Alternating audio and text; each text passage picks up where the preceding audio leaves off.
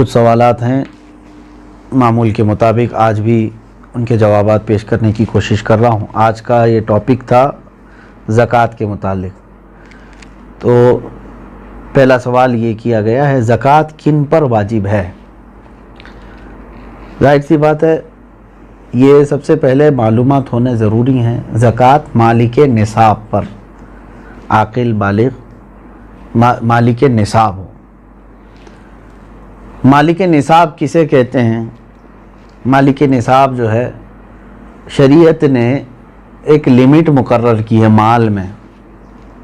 सोना, चांदी, माल, पैसे, इतने लिमिट का जिसके पास माल होगा उसको मालिक निसाब कहते हैं। वो लिमिट क्या है?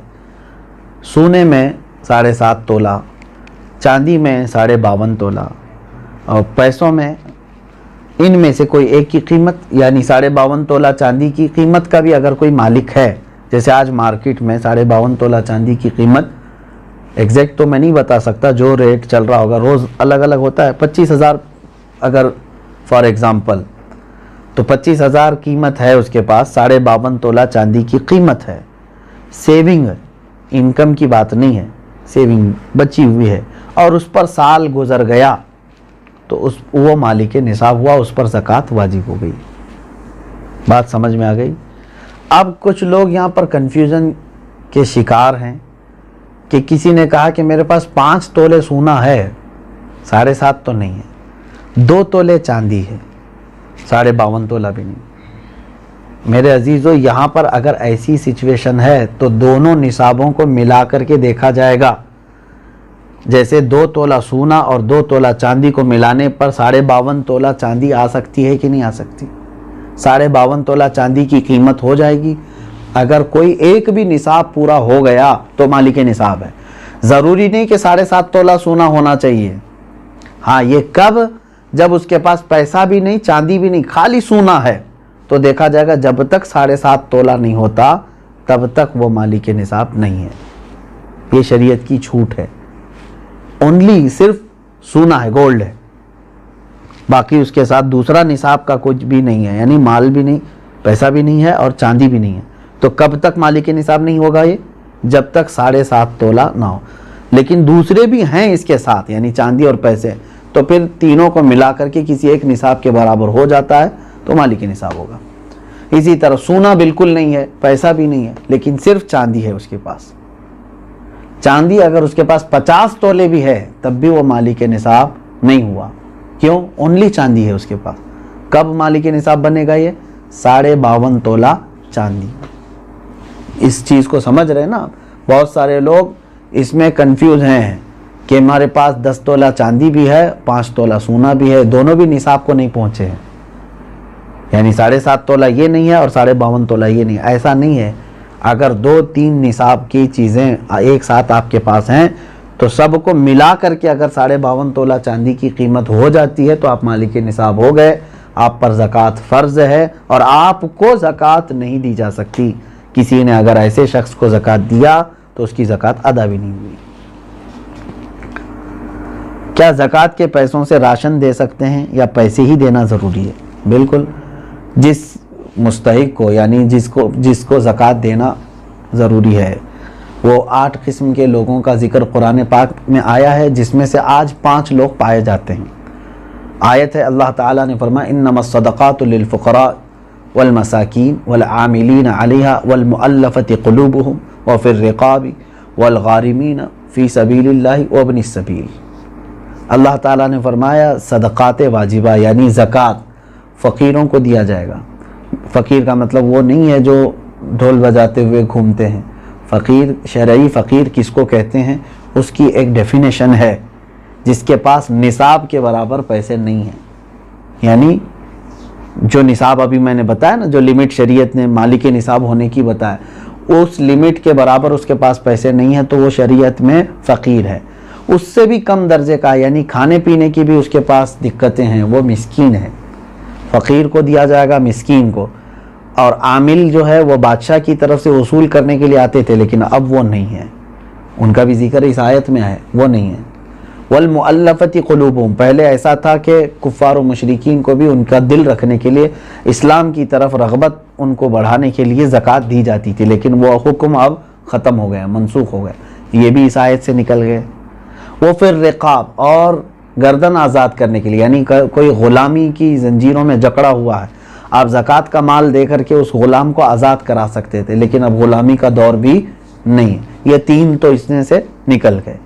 पहले 2 मैंने बताया, फ़कीर मिस्कीन, वो हैं। अब आगे सुनिए, वल गारिमीन, अब यहाँ आयत में है जो कर्ज में डूबा हुआ आदमी है उसको भी ज़कात दे सकते हो आप, यानी वो मालिक निसाब नहीं है और लोगों के कर्ज लिया हुआ है और परेशान हाल है, तो उसको ज़कात दो ताकि वो कर्ज के बोझ से निकल जाए।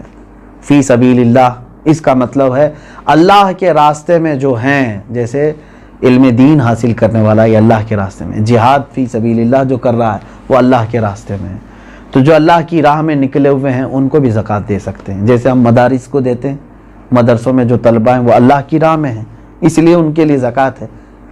वबनी सबील, और मुसाफिर को, मुसाफिर जो है रास्ते में है, अगरचे वो अपने घर पर पैसे वाला होगा, मालिक निसाब होगा, लेकिन सफ़र में उसके पास पैसे नहीं हैं, तो उसको भी ज़कात के पैसे आप दे सकते हैं।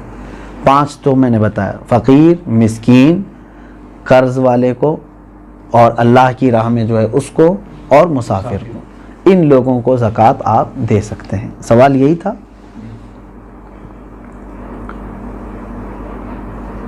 सवाल यानी जिन लोगों को ज़कात देना है, मैंने यही कहा था कि उनको चाहे तो आप पैसा दें, चाहे तो उनकी ज़रूरत का सामान दें, जायज़ है, लेकिन उनको मालिक बनाना होगा आपको। क्या ज़कात कर्ज लेकर अदा कर सकते हैं? जब आपके ऊपर है ही नहीं ज़कात तो कर्जा काहे के ले लोगे? मज़ीद कर्ज में डूब जाओगे और तुम फिर दूसरों को ज़कात देना पड़ेगा तुम्हें। कर्ज लेकर ज़कात नहीं दी जाती। हो सकता है यहाँ सवाल करने वाला ये कह रहा हो कि वो मालिक निसाब है, लेकिन अभी फ़िलहाल उसके पास पैसे नहीं है।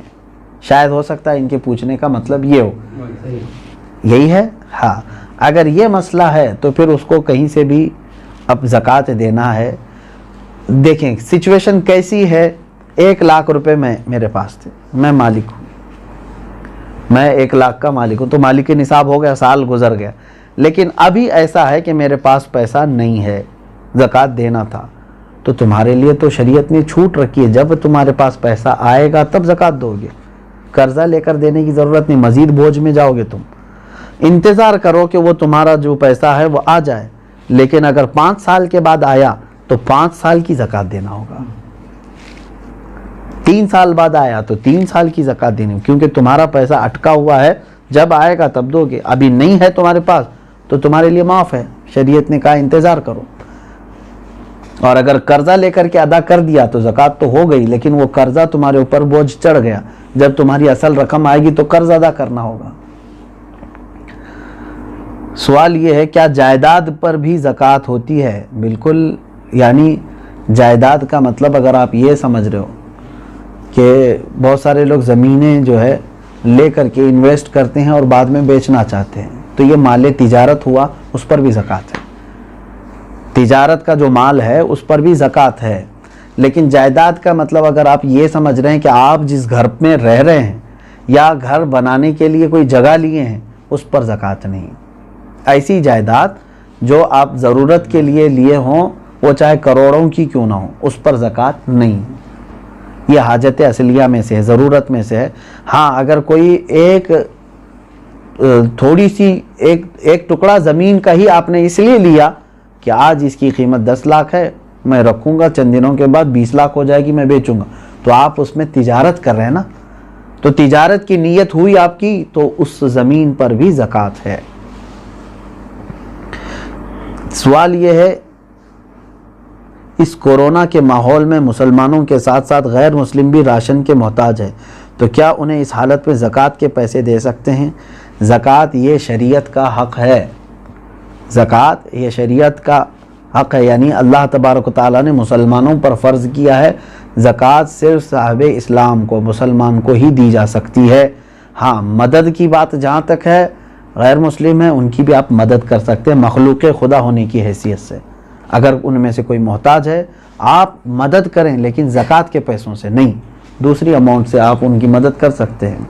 मैं मदद की ममानियत की बात नहीं कर रहा हूँ कि मदद नहीं कर सकते किसी, इस्लाम तो मदद करने का हुक्म देता है, लेकिन ज़कात चूँकि पर्टिकुलर एक ये हमारे मजहबी हिस्सा है, तो ये सिर्फ उस वक्त ही अदा होगी जब आप मुसलमान को देंगे।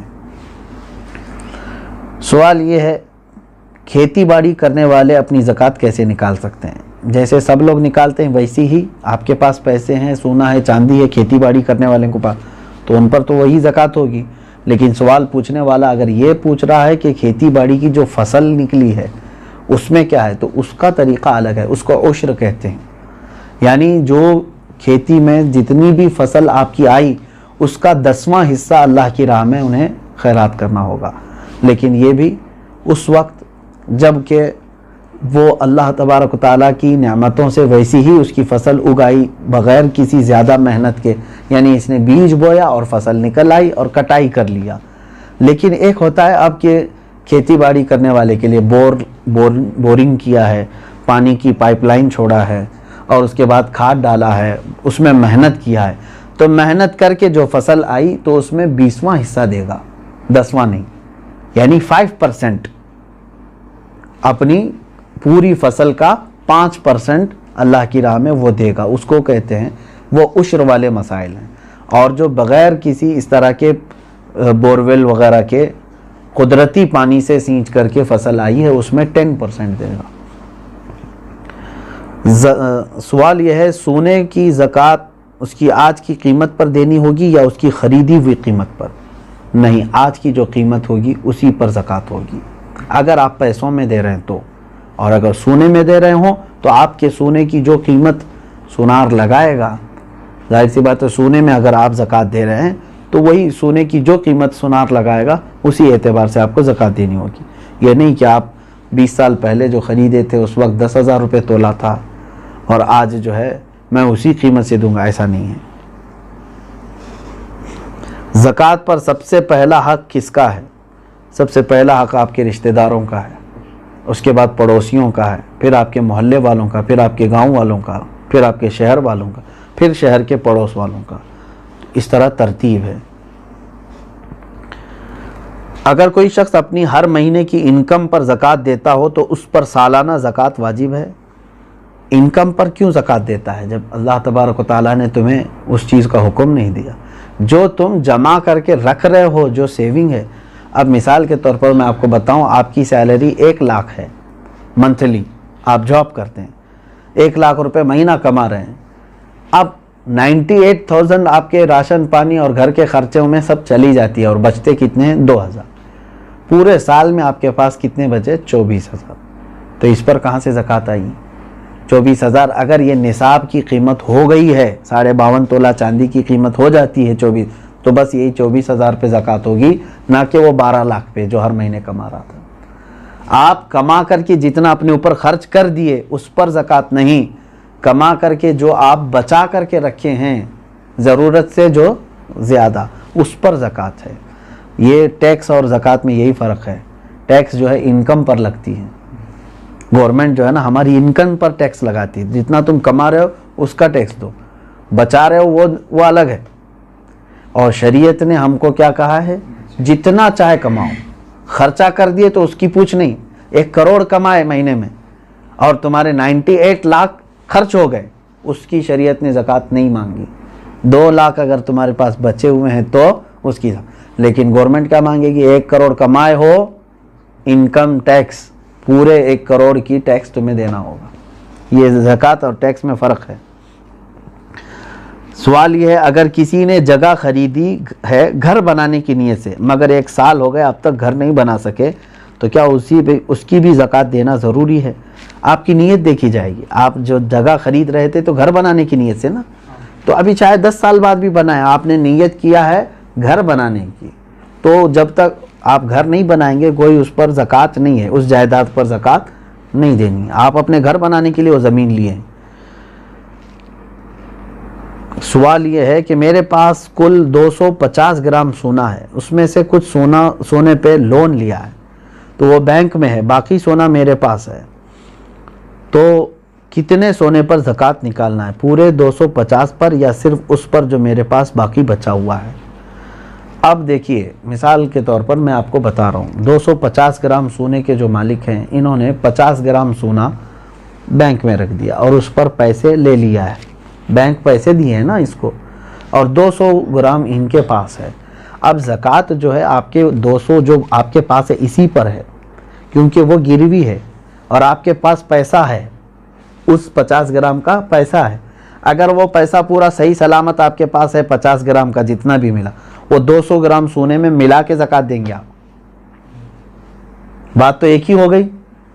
50 ग्राम सोने पर जो बैंक ने आपको पैसे दिए हैं, अगर वो पूरे खर्चा कर दिए, आपके पास नहीं है तो उसकी ज़कात नहीं, लेकिन वो भी रखे हुए हैं आपके पास और 200 ग्राम घर का सोना भी है, तो अमाउंट और 200 ग्राम दोनों सोना मिला करके सबकी मिला के ज़कात देनी होगी। बात समझ में आ गई? हाँ, अब आपने पूरे खर्चा कर दिए और तो बैंक में जो 50 ग्राम सोना है उसकी ज़कात नहीं, जब तक कि आप उसको छुड़ा करके नहीं लाते, क्योंकि अभी आप फ़िलहाल उसके मालिक नहीं हैं, क्योंकि उसके बदले में आपने पैसे ले लिए। सवाल ये है, मेरे पास 2 लाख रुपये थे, वो मैंने कर्ज़ हसना दिया है, क्या मुझे 2 लाख रुपयों पर ज़कात देना है, जबकि वो मेरे पास अभी वापस नहीं आए? क्योंकि आपको देना है, आप मालिक हैं उसके, कर्ज़ा किसी और को दिया है आपने, आप ज़कात आज दे दो, हो सकता है वो कर्जदार जल्दी वापस लौटा भी देगा इंशाअल्लाह, नहीं तो उसमें खराबी, उसकी नीयत ख़राब होने के भी अंदेशे हैं। अब ये है कि आपकी है कि नहीं वो रकम आपकी है ना, आज उसके पास है, अभी वो दे नहीं रहा है। चलो वही वाला मसला जो पहले मैंने कहा, 5 साल के बाद भी अगर उसने लौटाया तो पूरे 5 साल की ज़कात देनी है। अभी तो आपके लिए ठीक है, गुंजाइश, अगर आप अभी नहीं देना चाह रहे हैं उसकी उस अमाउंट की ज़कात, ठीक है, आपके पास नहीं है वो 2 लाख, लेकिन 5 साल के बाद जब वो 2 लाख वापस आपके पास आ गए तो पूरे 5 साल की काउंट करके आपको ज़कात देनी पड़ेगी, क्योंकि आप उस वक्त भी मालिक थे, आप भी मालिक हैं। इसीलिए हर साल अगर उसकी निकालता ही रह जाए तो अच्छा है कि जिस दिन वो आएगी तो आप फ्री रहेंगे, पूरे 2 लाख रुपए आपके पास रहेंगे, वरना फिर जब आएगी 10 साल के बाद तो ज़कात उसमें पता नहीं कितनी बढ़ चुकी होगी। हाँ, यहाँ तक आज के ये मसाइल शरइया थे। और एक क्या आखिरी सवाल क्या था? शौहर के परवरिश में लगा सकते, यही दिया है कि देखें जिन बच्चों की परवरिश में आप लगा रहे हैं क्या वो मुस्तहिक हैं कि नहीं। कहीं ऐसा तो नहीं कि वो मालिक निसाब हैं, यतीम भी बहुत सारे करोड़पति होते हैं, तो खाली यतीम होना ज़रूरी नहीं है, बल्कि वो मुस्तहिक है कि नहीं देखें। अगर वो मालिक निसाब नहीं है यतीम बच्चे, तो बिल्कुल उनकी परवरिश में लगाना अफजल काम है, उनका वह हक़ है। सुनने से ज़्यादा अमल की तौफीक अता फरमाए। शरीयत ताहिरा पर हम सबको अल्लाह तबारक व तआला जानकारी हासिल करने और उस पर अमल की तौफीक